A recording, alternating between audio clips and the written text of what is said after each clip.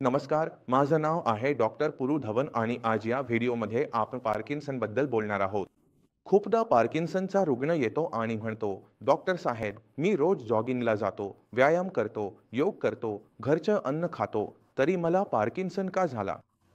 आता जेव्हा रुग्ण तुमच्याकडे असे प्रश्न विचारतो, जेव्हा तो तुम्हाला सांगतो की तो अगदी निरोगी जीवनशैली जगतोय, तरीही त्याला पार्किन्सनसारखी आजार होत आहे, तेव्हा त्याला उत्तर देणं तुमच्यासाठी खूप कठीण होतं. कारण आजपर्यंत आपण पाहिलं तर प्रत्येकजण सांगतोय की व्यायाम करा, जॉगिंग करा, चांगलं खा, घरचं अन्न खा, कारण आपण आजारांपासून वाचायचं आहे. जेव्हा आपण संपूर्ण आयुष्य प्रयत्न करतो की आपण आजारांपासून वाचावं आणि तरीही आपल्याला आजार होतो, तेव्हा त्यानंतर डॉक्टरसाठीही उत्तर देणं कठीण होतं. पण जेव्हा आपण खोलात जातो, पेशंटला अशा प्रकारचे प्रश्न विचारतो, तेव्हा आपल्याला त्याची उत्तरं मिळायला लागतात, जिथे आपल्याला कळतं की या पेशंटला पार्किन्सन का झाला. हेच आपण आज या व्हिडिओमध्ये चर्चा करणार आहोत, ज्यामुळे तुम्हाला समजेल की तुम्ही कितीही हेल्दी राहण्याचा प्रयत्न केला, कितीही व्यायाम केला, पण तुमच्या आयुष्यात एक जरी गोष्ट बिघडली, ती शारीरिक असो किंवा भावनिक, तिचा परिणाम तुमच्या संपूर्ण शरीरावर होतो. मग तो तुमचा मेंदू असो किंवा काहीही, आणि पार्किन्सन होण्याची शक्यता वाढते. तर सुरुवात करूया सर्वात पहिल्या कारणापासून, ज्यामुळे पार्किन्सन आपल्याला दिसून येतो आणि ते म्हणजे नाईट ड्युटी. आता नाईट ड्युटी अनेक कामांसाठी आवश्यक असते. बहुतांश वेळा रेल्वे कर्मचारी येतात आणि सांगतात की त्यांना रात्री ट्रेन चालवावी लागते. संपूर्ण रात्र झोपता येत नाही. त्यांच्यासाठी खास खोल्या बनवलेल्या असतात, जिथे ते थोडा वेळ विश्रांती घेतात. म्हणून जेव्हा आपण पाहतो की ज्यांची नाईट ड्युटी असते, त्यांच्यात पार्किन्सन जास्त प्रमाणात आढळतो. आता तुम्ही कितीही हेल्दी अन्न खा, कितीही व्यायाम करा, पण तुमच्या या दिनचर्येत रात्रीची झोप मिळत नाही. हे एक मोठं कारण ठरतं ज्यामुळे पार्किन्सन दिसून येतो. दुसरं सर्वात मोठं कारण आपल्याला दिसून येतं ते म्हणजे कमी झोप. आता एक व्यक्ती आहे ज्याला रोज सकाळी पार्कमध्ये जाऊन मित्रांसोबत व्यायाम करण्याची आवड आहे. चांगली गोष्ट आहे. पण तो रात्री थोडा उशिरा झोपतो आणि रात्री 12 वाजता झोपतो. सकाळी 6 वाजता उठतो. आता त्याचे वय झाले आहे 60-70 वर्षे. जिथे त्याने आपली झोप वाढवायला हवी होती, तिथे झोप मात्र कमी होत आहे. प्रोस्टेटची समस्या होत आहे. मूत्रासाठी तुम्हाला रात्रभर उठावं लागतं. म्हणून जेव्हा तुमची झोप खंडित होते, तास कमी होतात, तेव्हाही आपल्याला दिसून येत की पेशंटमध्ये पार्किन्सन होण्याची शक्यता खूपच वाढते. आपली झोप किमान 8 तासांची असावी, तीही रात्रीची. दिवसाची नाही, रात्रीची 8 तासांची झोप असावी आणि त्यात व्यत्यय कमीत कमी असावेत, फार तर एकदाच. जर तुम्ही रात्री 2दा, 3दा मूत्रासाठी उठत असाल तर पार्किन्सन होण्याची शक्यता वाढते कारण उठल्यानंतर पुन्हा झोप येण्यासाठी वेळ लागतो. आणि जर हा दिनक्रम सतत चालू राहिला, तर तुमच्या शरीरात आधी थकवा येईल, भूक कमी होईल, अशक्तपणा येईल. त्याच्यानंतर तुम्हाला पार्किन्सनची लक्षणे दिसू लागतात.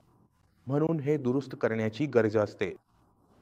तिसरं आणि सर्वात मोठा कारण जे दिसून येतं, ते म्हणजे जास्त विचार करणे. आपण कोणत्याही गोष्टीबद्दल सतत जास्त विचार करत राहतो की माझ्यासोबतच असं का झालं किंवा माझ्या कुटुंबातच वाईट घटना का घडली? माझ्या भावाने मला फसवलं का किंवा मी त्याचं काय वाईट केलं होतं? जेव्हा आपण या विचार प्रक्रियेत एखाद्या लूपमध्ये अडकतो आणि सतत त्याच्याबद्दल विचार करत राहतो, तेव्हा आपण कितीही आरोग्यदायी खाल्लं, कितीही चांगली व्यायाम केली, तरी आपली मानसिक अवस्था बिघडते. याच्यामुळे देखील आपल्याला पार्किन्सन मोठ्या प्रमाणात दिसून येतो. आणि चौथा सर्वात मोठा कारण आपल्याला दिसून येतो, तो म्हणजे कौटुंबिक इतिहास.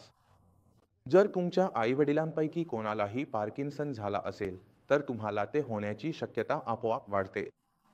मग तुम्ही योगा शिक्षक असलात तरी चालेल, व्यायाम करत असलात तरी चालेल, स्पोर्ट्स शिक्षक असलात तरी चालेल, जिथे संपूर्ण आयुष्य आपण चांगल्या व्यायामात आणि चांगल्या खाण्यात घालवले आहे, तरीही तुम्हाला पार्किन्सन होण्याची शक्यता जास्त असते, कारण तुमच्या कुटुंबातही हे चालत आलेले आहे. म्हणून जर तुम्हाला पार्किन्सन असेल तर तुम्ही तुमच्या पालकांकडे पाहायला हवे. तिथे पहा की तिथे पार्किन्सन आहे का नाही.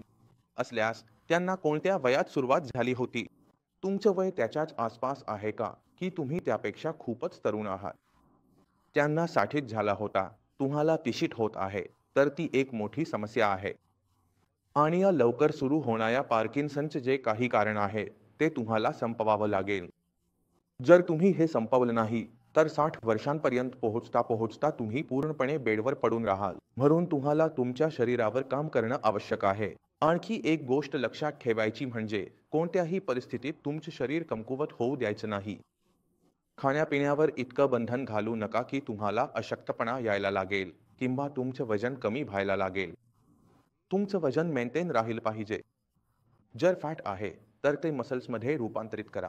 पण वजन कमी करायचं नाही. कारण जर तुम्ही वजन कमी करायला लागलात, अशक्तपणा यायला लागला, इथे खड्डे पडायला लागले, तर हे सगळ्यात धोकादायक ठरतं. कारण अशा पेशंटला रिकव्हर करायला खूप मेहनत घ्यावी लागते.